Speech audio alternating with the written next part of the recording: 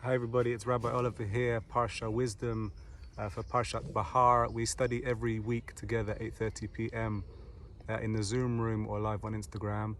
The Parsha this week is Behar, and the question for this week is, what does it mean to take yourself seriously, to take oneself seriously? The Parsha opens this week with V'yodber Adonai el Moshe, Le'mor Behar Sinai, that God spoke to Moses on Har Sinai.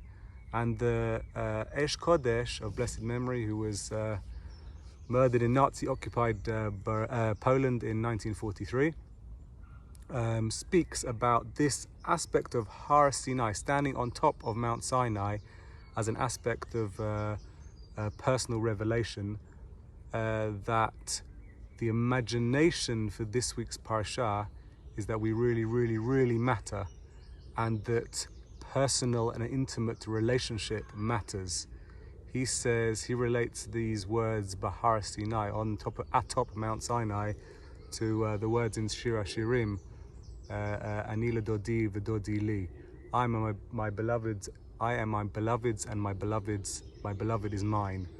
A phrase often found included in wedding and partnership ceremonies, a phrase which in the spiritual context of Jewish life is often associated with that of great intimacy. And I think the Aish Kodesh is in some way or another challenging us this week to find a way to make our own lives and our own journey, specifically our spiritual journey, crucial and important.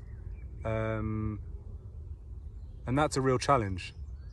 Whether it's intimacy with others in relationship, whether it's intimacy with family, or whether an interest in intimacy with God or a spiritual world, whatever your God language might be, making yourself and your own journey crucial and important and significant is in itself a challenge.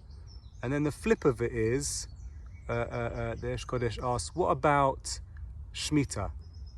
What about the freeing of slaves, which are also mentioned in this week's Parsha? Not in the terminology of the modern world, but in the terminology of the ancient world.